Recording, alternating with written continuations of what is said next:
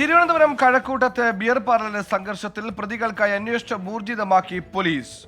സംഭവത്തിലെ ഒന്നാം പ്രതി അഭിജിത്തിനെ police തിരിച്ചറിഞ്ഞിരുന്നു.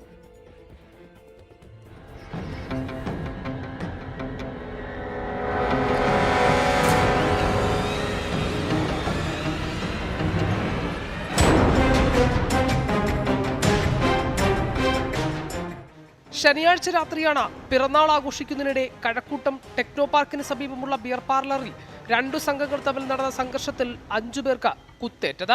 Cake മുറിക്കുന്നതുമായി ബന്ധപ്പെട്ടുണ്ടായ വാക്കുതർക്കമാണ് സംഘർഷത്തിൽ കലാശിച്ചത്. സംഭവത്തിലെ പ്രധാന പ്രതി അഭിജിത്തിനെ പോലീസ് തിരിച്ചറിഞ്ഞു. ബിയർ പാർലറിലെയും സമീപത്തുമുള്ള CCTV ദൃശ്യങ്ങൾ പരിശോധിച്ചാണ് പോലീസ് പ്രതിയെ തിരിച്ചറിഞ്ഞത്. ചിറയൻകീഴ് സ്വദേശിയും കൊലക്കേസ് പ്രതിയുമായ ഇയാൾ കഴക്കൂട്ടത്തെ ജിം ട്രെയിനറാണ്. ഒളിവിലുള്ള ഇയാൾക്കായി പോലീസ് തെരച്ചിൽ നടത്തുകയാണ്.